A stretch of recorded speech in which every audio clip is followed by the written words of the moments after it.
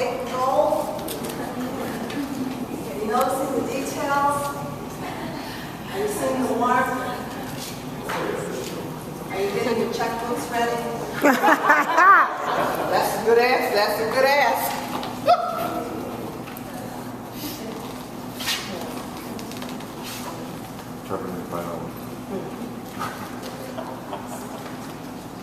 Okay, I only got 13 minutes. I got to go.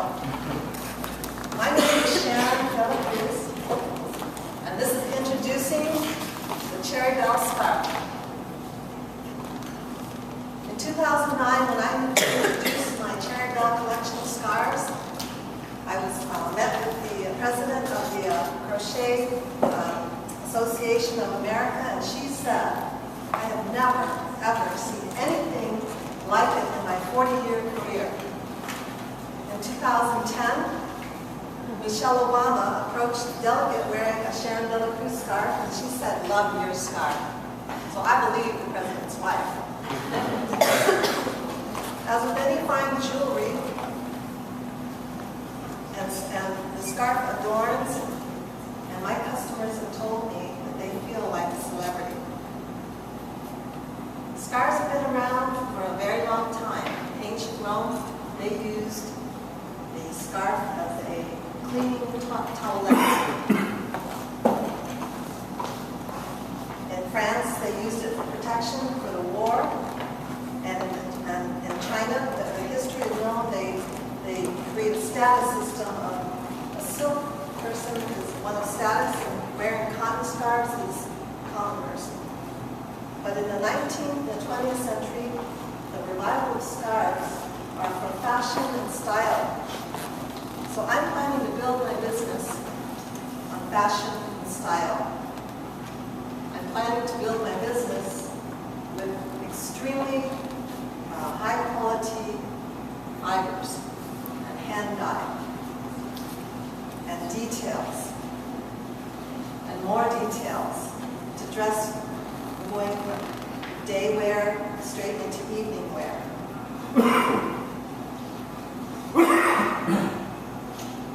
Behind the scenes, I want to tell you my story, what happened, how my company began, and the four-year history. I was walking down the street and I had a severe accident that left me with both of my hands dangling uselessly at my side. So I had to go through hundreds of physical therapy treatments, and I grabbed that ball of yarn, and the doctors told me they did not know if I ever could get my hands back. But I proved them wrong, and I began to make the Cherry Belle scarf, which was the prototype for the rest of my collections. My market is for a person who wants to make a fashion statement, and their physical appearance is important to them.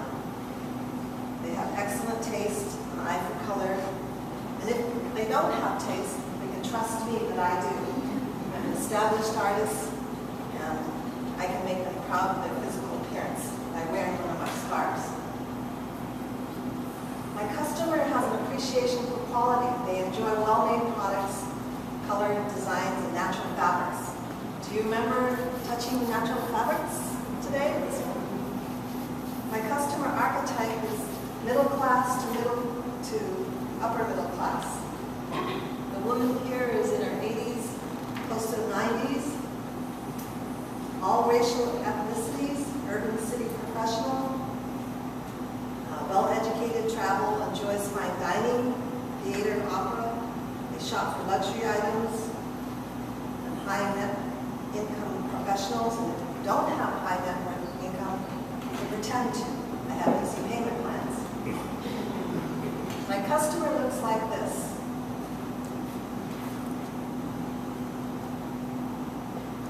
Some of the problems and solutions that I found with my company, I found it because I came to this class. Before I came to this class, I'm going to read you a little excerpt here. This is a private letter I found this morning. This occurred just 30 days before I signed up for this class. Dear Regina, she's the editor for a magazine. I regret that as February 2012, I'm in the process of suspending my business. Thus, I will not be paying any further print advertising with your magazine. I'm informing you 9 months in advance of the actual date of publication, so please don't print my ad described in your invoice for the winter style of the 19th century, because I will not be sending you a payment. That's my state of mind. This is a real cover letter. Before I took this class, I thought I had no options for my business. I thought my business was null and void. The first day that I came into this class, well, I'll give you the rundown in a minute.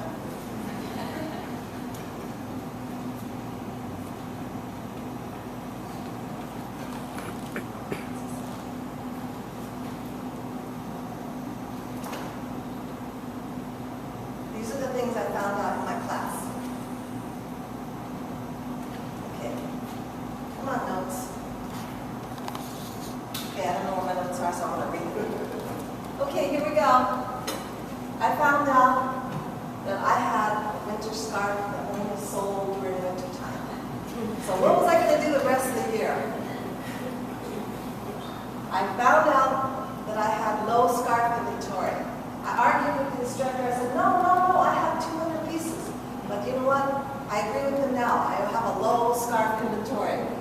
And I'm going to solve that by using groups of women and not only do one at a time by myself. I cannot work alone. Number 3, another problem is my marketing. I have now learned how to follow the trends. Mr. Dr. Who has millions of fans and fanatics. Well, guess what? I'm going to create a Doctor Who scarf to capitalize on some of those millions and millions of people that have to have a time traveler adventure scarf. I want to time travel too. I learned to be competitive with my prices. My $650 price range just wasn't for everybody, so I had to adjust my prices. So what if it took 6 months to make one? I still have to adjust my prices.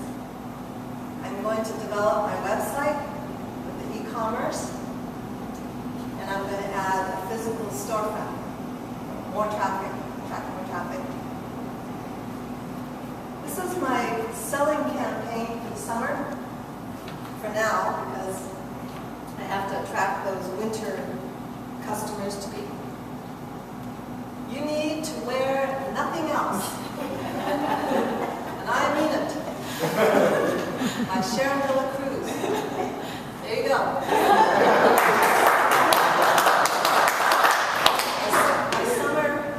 My summer scarf. Actually, it's a winter scarf. But had I put a wool coat with mufflers and boots on it, my summer customers would not want to come to my show. So there you go. What's it say? You need to wear nothing else.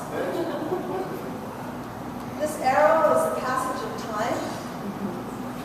So for the 4-day show that I have in December, a 4-day show, about 20 hours. It takes me 6 months to prepare for that show. 6 months. What do I do in that 6 months? Dot number 1, I create and gather my inventory. Dot number 2, June, July, August, I promote my scarf. We saw that. And by December, I'm selling my scarf at my events. And then it starts all over again after inventory is counted. As I said before, I'm selling now. I found out through selling to my customers that they purchase the least expensive, $49. At the medium price, $125. And at the premium price, scarf that you'll never forget, $650. So instead of choosing one category, I decided to use all 3. That's how I keep competitive. When I'm selling, for every one scarf, premium scarf, $650. It's easy for me to sell 15 scarves at $125. And it's also easier for me to sell a gift scarf at $49. I sell 38 of those. So there's 3 different markets that I'm approaching. How do I know these numbers? Because I have done my homework. I have stood for 10 hours selling to my customers. My request for funds start $70,000 to $150,000, and that covers salaries, major show events, airfare, lodging, freight, shipping. My future capital based on expansion of the plan, $2 million. My travel and production control, mass produce, that's the magic word, mass produce. My request for funds will be needed probably about 2014, after I have collected all of those scarf orders. My favorite saying, go forward safely, I will not plunge blindly. So I'm very careful. I've learned in this class how to monitor, to write down all my business processes. So not a single dime will get past me without it being written down in my Excel sheet.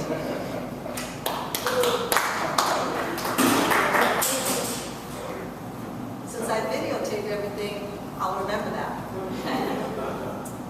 Okay, here's my numbers for year 1, 2, and 3, and 4. As you can see, I'm running, the red numbers, I'm running at an operating loss, but not to be frightened about that, because the investment part into my business is now completed. Now it's just a matter of selling scarves. Those figures represent bags and suitcases, transportation, racks, hangers. Okay, I got 2 minutes here. Here's my little chart. And you see that little hockey puck thing? It's going up there. It's starting to get my profit. And the program, what I learned a lot in this class. Take the little strap off. I learned so much. I didn't learn to organize my notes, but I did learn this. After the very first lecture that I had, I understood that I could achieve success in my business. So I don't have to write letters anymore saying I don't want advertising. If I followed my professional financial guidance, including the valuable feedback from my classmates, I could be successful. I started embracing the challenges of my business instead of looking in terms of anxiety, failure, or extreme uncertainty. I pretended this class was my only opportunity in life, and I participated as if my life depended on it. I learned that a well-thought-out business plan is a tangible way of recording my business sales, business processes, and my responsibility to my investors. I learned how to measure, evaluate an accurate plan. And I learned how to apply innovative solutions, implementing adjustments and changes to breathe life into my business, which I thought was no longer. I was welcomed to Edgewater, and here's the magic curtain. We did all our thinking. The sky's the limit. Here's our professors, our homework gatherer, demographics, our return on investments, our investing, evaluating my scarf business, evaluating my website, defining my business, arguing with they about issues and seasonal low quantities. No, I don't have no low quantities. I have 200 pieces. Yes, I have low quantities. Build my brand name or mass produce. Well, that's obvious to me now. I no longer resist. I understand we have to do what we have to do to make a success. Think. Target my audience. Keep it cash flow positive. And thanks to all.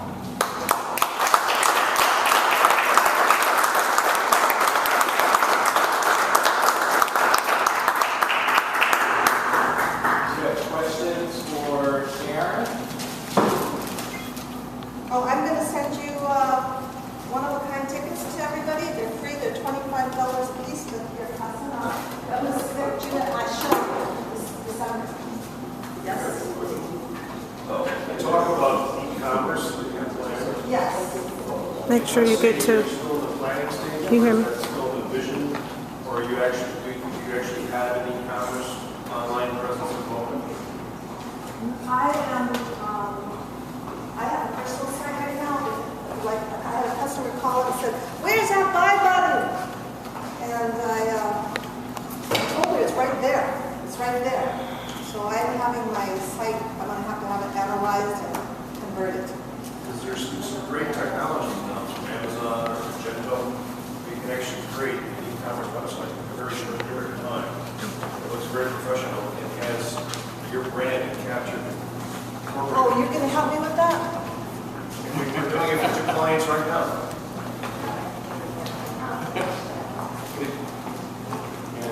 I guess the one thing I would ask is, do you think Tory Burch spends her time, designing shoes or actually making shoes? Do I think it's Tory Burch, Ralph Lauren, picture designer.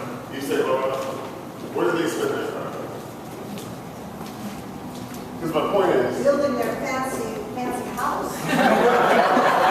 which came from building their brand, right? So what I would encourage you to think about is, I'm sure James has been probably yelling at you about this. When you think about your product segmentation, and mass produced, you can have a low cost ones made probably somewhere in Chicago or somewhere in the US or in China and then go shipped over. Your focus is on building your brand, right? Being out with customers, because you have a great presence, you have a great, you talk about your product, you're passionate about it. You need to be in front of customers, talking to them about that. Talking to Macy's, talking to Target, talking to Walmart. Trying to get your product in there and building your brand with those customers and having someone else in there leading. That would be mine. That could be I mine. should be what now? I should have them. Well, have someone else produce it, Okay. and you focus on building your brand with big customers. Let's talk. Absolutely. And selling them in hundreds and not by one. You as well. Amen. Last question. I totally concur. It seems like to me that have a practice line. They have a great brand product, and yet they sell Monday, Tuesday. So I was asking, well, when you look at your market, that tells you that you have to sell this for $1 million in order to make it work. So what you, as Cheryl pointed out, I think your social media strategy is key. Because this is a product that has to really drive individuals. And I like the fact that Cheryl did a great job with target market stuff. And you guys have nailed it. This target market is critical. But as Cheryl indicated, you may want to segment that product even more so you can try to drive products at the lower end up. And then as you start to get the higher ends, the social media part of it. You really do that. That's obviously talking to someone like that. Social media is targeted the lower end? No, social media targets the kind of folks who are actually in that space. If you look at the people who are social media driven, it's the same market that you're talking about. Not yet. Yeah. Okay. But I mean, you've got to get some of those people to do that. And then there's a whole group of retail stores that sell individual component items. And I live in Edgewater. I'm sorry, over in West Bucktown here. It's all kinds of food stores that look like that. But there's social media. Okay. Thank you so much. Thank you.